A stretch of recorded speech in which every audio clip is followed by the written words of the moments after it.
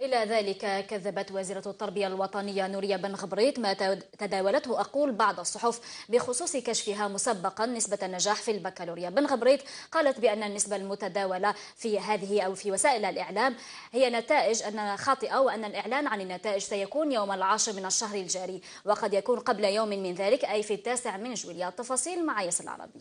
النتائج اللي ظهروا اليوم في الجرائد مخطئة، والشيء اللي قلنا فيه في إطار احنا نتمناو باش النسبة تكون أعلى على كل حال، وراح ننتظروا أن الديوان يكمل كل المراحل. رحنا في المرحلة التالية على كل حال، وقلنا باللي النتائج نمدوها في 10 جويلية.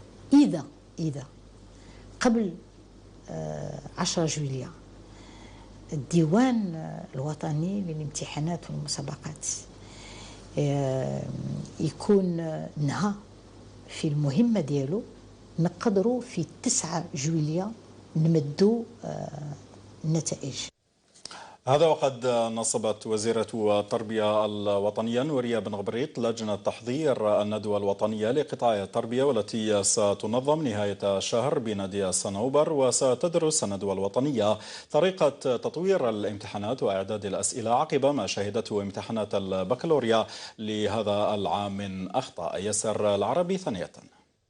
نصبنا اليوم اللجنة الوطنية لتحضير وتمهيد الندوة الوطنية اللي غادي ننظموها 24 25 و 26 جويلية في الجزائر، حول التقييم مرحلي لتطبيق الإصلاح المنظومة التربوية. وحنا نتمناو باش من هذه الندوة نخرجوا حتى نطرحوا الأمور تاع الإصلاح الامتحانات، ومن خلال الشيء اللي مريناه هذه السنة ما نقدروش نقعدوا بدون رد الفعل.